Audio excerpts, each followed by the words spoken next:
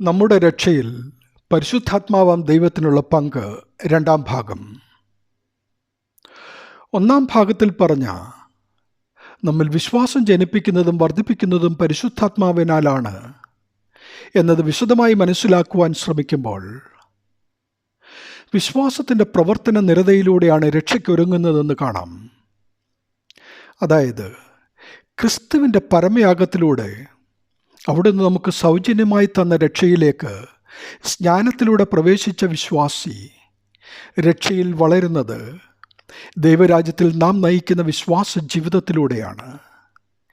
യേശുക്രിസ്തു ഈ ലോകത്തിൽ ജീവിച്ച് കാണിച്ചു തന്ന ദൈവരാജ്യത്തിലെ ജീവിതക്രമം നമ്മുടെ ഇഹലോക ജീവിതത്തിലും പാലിക്കുവാൻ നമ്മെ പ്രാപ്തരാക്കുന്നത് ഞാൻ പോയാൽ നിങ്ങളുടെ അടുക്കിലേക്ക് പിതാവ് അയക്കുമെന്ന് പുത്രനായ യേശു എന്ന രക്ഷിതാവ് അറിയിച്ച പരിശുദ്ധാത്മാവെന്ന മറ്റൊരു കാര്യസ്ഥനാണ്.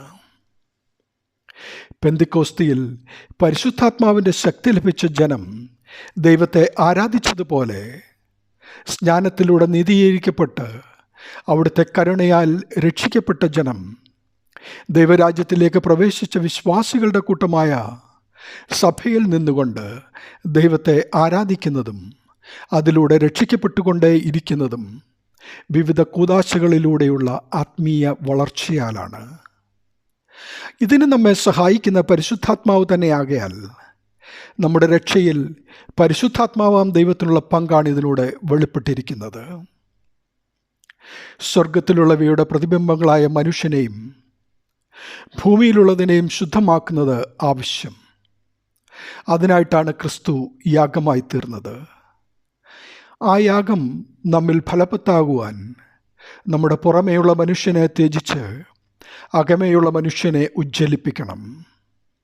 അതിന് പരിശുദ്ധാത്മാവാം ദൈവം നമ്മെ സഹായിക്കും. പരിശുദ്ധ തൃത്വത്തിൻ്റെ മൂന്നാളത്വങ്ങളും മനുഷ്യരക്ഷയിൽ പങ്കാളികളാകുന്ന നേർചിത്രം നാം ഇവിടെ ദർശിക്കുന്നു. രക്ഷയിൽ വളരുവാൻ ഈ വചനം നമ്മെ സഹായിക്കട്ടെ. ദൈവനാമം മഹത്വപ്പെടട്ടെ. ആമീൻ.